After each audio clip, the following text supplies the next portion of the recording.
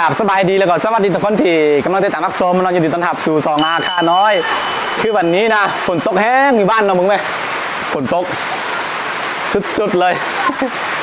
แล้วก็เขาถือโอกาสนี้เขาชี้เข้าแบบซีไปไทยคลิปยูปลามีอย่างบ่ได้เลยเนาะยูในบ้านช่วงนี้นะเพราะว่าฝนตกแห้งอย่างที่บอกไปเมื่อกี้เนาะแต่ว่ามื้อนี้เขาจะถือโอกาสนี้เนาะเวลาว่างๆแบบนี้นะรีวิวห้องทำงานหรือว่าสตูดิโอของค่อยเนาะให้ทุกคนได้เบิ่งกันเป็นแบบบ้านๆเนาะหาเห็ดแล้วช่วง 4-5 วันที่แล้วเนาะเดี๋ยวจะพาทุกคนไปเบิ่งกันเป็นห้องทำงานของค่อยเนาะนี่แหละโอ้ โอ้ไปเบิ้งกันนะไปเบิ้งกันได้ทุกคนเป็นห้องทำงานเล็กๆน้อยๆนึงเนาะแต่มันก็ยังน้อยมันก็แบบสามารถเก็บงานได้จับจุดนี้นะโอเคเข้ามากันเลยนี่ทุกคนนี่คือห้องทำงานมาเข้ามาอัดตูกันเพราะว่าแบบฝนตกแห้งเนาะมันได้ยินเสียงนะต้องได้อัดนี่คือห้องทำงานน้อยๆนึงเนาะประมาณนี้เนาะเอาก็จะอยู่นี่เฮ็ดเวียกนี่ตอนนี้ก็ยังอันนั้นอยู่เบิ้งซองของใครเองอยู่เนาะคือลืมบอกเนาะซองของใครมันจะมีกันแปลนะถ้าผู้ใดใส่เป็นเวอร์ชันภาษาไทยนะมันจะออกว่าอาค่าเป็นชื่อชนเผ่าหนึ่งส่วนคำว่าน้อยแปลว่าเล็กเนาะแต่ว่าถ้าเป็นแบบตั้งค่าเป็นภาษาอื่นเนาะเพราะว่าภาษาอังกฤษภาษาลาวภาษาไม่อย่างก็แล้วแต่เนาะจะออกเป็นว่าอาค่าน้อยอย่างเดียวเนาะจะออกแบบนี้เนาะตัวนี้มันมีกันแปลซองแล้วก็สื่อมันจะยาวนิดนึงแต่อย่างที่บอกไปเนาะถ้าพวกเจ้าเข้าไปตั้งค่าเวอร์ชันอื่นใน YouTube เนาะเวอร์ชันภาษาอื่นนะมันจะออกเป็นอาคารน้อยอย่างเดียวเนาะนี่แหละเฮ็ดเวียกบ่นี่เนาะน้อยนึงทำงานน้อยๆเฮ็ดอันนี้มื้อใดว่างๆแล้วก็มาตัดต่อวิดีโอมันอย่างลงในซองนี้แล้วก็เฮ็ดเวียกมันอย่างเอกสารจำพวกเอกสารอย่างแบบนี้เนาะมันก็แบบมันก็เป็นข้อดีอย่างหนึ่งโดยเฉพาะช่วงโลกเขากำลังระบาดแบบนี้โควิดเนาะกำลังระบาดนะผู้ใดก็ทำงานเฮ็ดเวียกมาจากบ้านหมดเนาะมันก็เป็นข้อดีอย่างหนึ่งสำหรับโลกเขามันก็เปลี่ยนไปมือละเล็กมือละน้อยเนาะมันเป็นข้อดีสำหรับคนบ้านนอกบ้านนาคือเขาเนี่ยไม่ต้องไปกระเสือกกระสนไปวิ่งล้นหรือว่าไปนั้นเนาะไปดิ้นล้น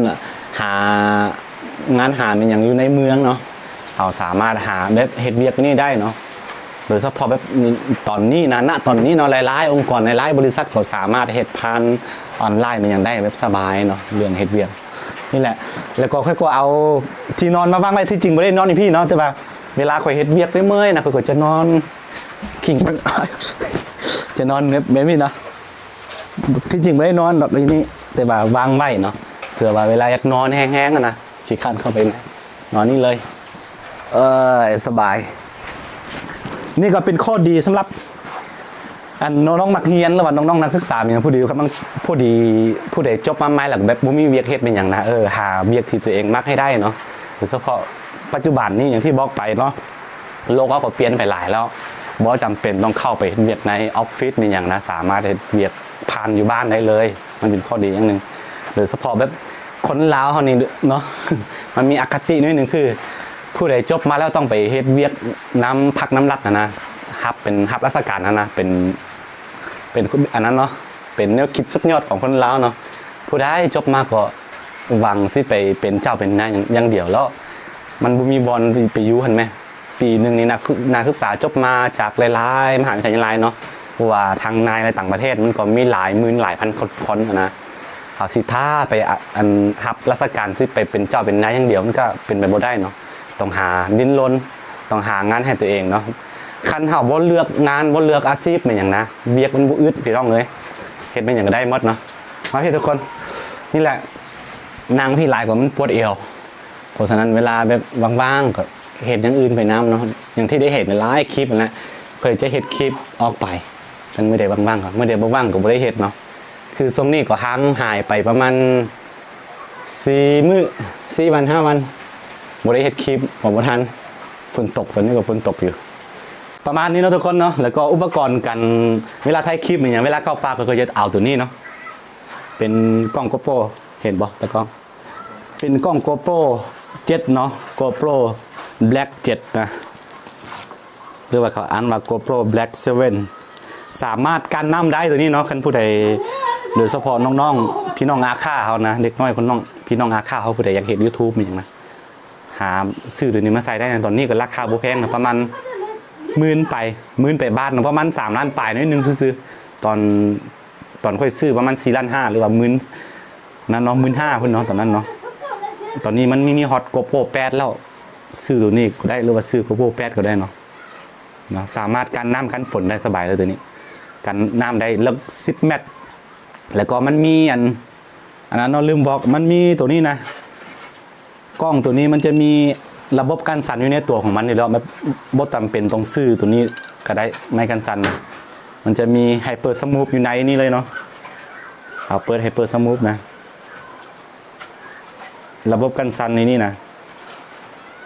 นี่เนาะมันสามารถอันนั้นสามารถแบบถือแบบนี้ไปได้เลยแล้วก็ระบบคมชัดของมันนะอยู่ที่ 4K เนาะสบายแบบแจ้งดีเสียงมันก็ดีค่อนข้างดีเลยทีเดียวไม่ต้องเอาไมค์เสริมไม่อย่างได้เลยไม่ต้องเอาไมโครโฟนไม่อย่างเสริมนะเอาแบบตัวกล้องได้เดียวกล้องตัวเดียวนี่สามารถถ่ายเฮ็ดคลิปได้เลยคันผู้ใดมักเนาะโดยเฉพาะพี่น้องเด็กน้อยรุ่นน้องกันนะผู้ใดหลายคนถามเนาะเฮ็ดไปรถ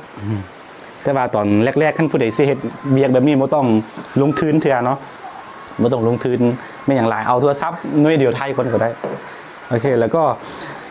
คือนี่เนาะที่จริงเขานี่นะเขาจะเอาไฟเซนซีมาใส่อย่างนี้ซ้ายแล้วก็สิไทยคลิปเนาะสิไทยคลิปให้มันเห็นเป็นลังซาดของคลิปเก็บไว้ซื่อๆบ่ได้ท้ายมีอย่างเถื่อตัวนี้เนาะประมาณนี้เนาะเป็นห้องน้อยๆเล็กๆนึงหาเฮ็ดแล้วเฮ็ดเองอีกบ่จ้างไผเนาะประมาณนี้เนาะแล้วก็มาพี่อีกทีนึงตากล้องมาพี่นี่แหละคือที่เห็นนะขั้นผู้ใดผู้ท่านได้ติดตามก็อย่าลืมเข้าไปกดติดตามซองอาคาน้อยเนาะเวลาพอเวลาแบบทุกเทื่อค่อยลงคลิปนะมันจะมีการแจ้งเตือนขึ้นมาปั๊บก็จะได้เบิ่งเลยเนาะนี่ก็ซองของพ่อเองนี่เป็นสีมือกันไทยทำของพ่อเองทั้งหมดนะแล้วก็คืออันนี้คือการอันนั้นการเฮ็ด YouTube ก็เป็นอาชีพเสริมอันนึงด้วยเนาะพอมีรายได้อ่ะนะแบบโดยเฉพาะแบบคนแบบพี่น้องคนไทยหรือว่าพี่น้องเว็บสหรัฐมีอย่างที่อยู่สหรัฐมีอย่างเขาอาจจะฮู้ดีแล้วอันนี้เนาะแต่ว่าอยากเว้านะมันพี่น้องคนลาวหรือว่าน้องๆคนลาวที่เบิ่งอยู่เนาะผู้ใดมักอาชีพกันเฮ็ดแบบมักฮักในการเฮ็ดคลิปมีอย่างก็เฮ็ดได้เป็นอาชีพเสริมได้เนาะถ้าจะเทียบกับเงินเดือนของพนักงานเนาะ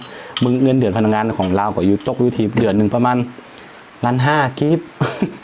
ถ้าจะเทียบกับ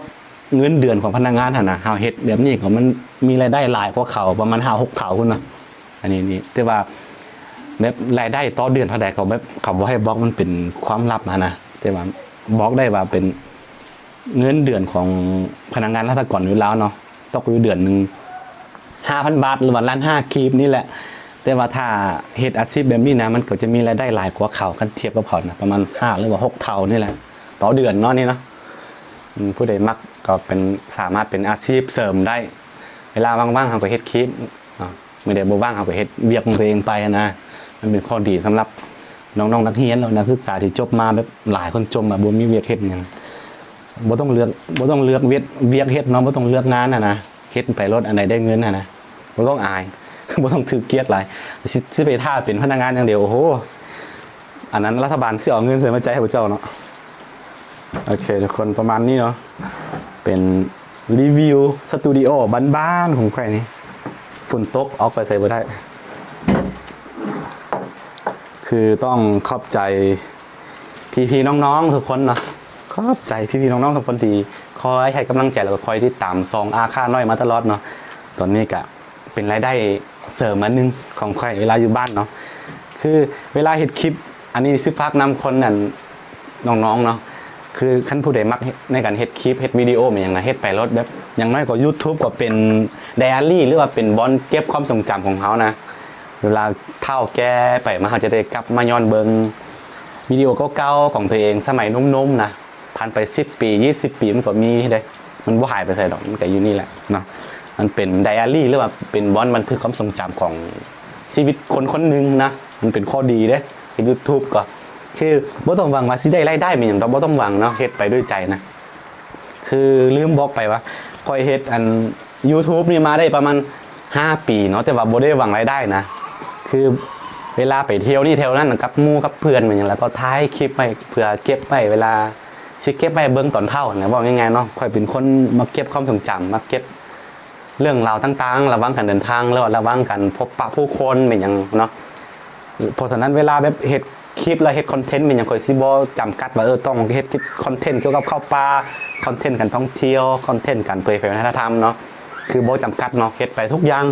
อันใดที่เฮามักก็เฮ็ดไปเนาะหลายๆคอนเทนต์รวมๆกันเพราะฉะนั้นมันจะสับสนนิดนึงสำหรับ2อาค่าน้อยเนาะโอเคเป็นคลิปบ้านๆประมาณนี้เนาะกันผู้ใดอันนั้นเนาะผู้ใดที่เข้ามาใหม่ขนาดบ่ทันได้กดติดตามก็อย่าลืมเข้าไปกดติดตามเพราะว่าจะมีอันแบบเรื่องราวต่างๆแล้ววิถีชีวิตบ้านๆที่แบบผู้คนในเมืองบ่เคยได้เห็นนะมันจะอยู่ในซองนี้เนาะโอเคผู้ใดมักก็อย่าลืมกดแล้วก็ติดตามซองอาค่าน้อยเนาะเพื่อบ่ได้พลาดวิดีโอใหม่ๆจากซองอาค่าน้อยแล้วไว้เจอกันใหม่ในคลิปหน้าเนาะสำหรับคลิปนี้ไปก่อนทุกคนสบายดี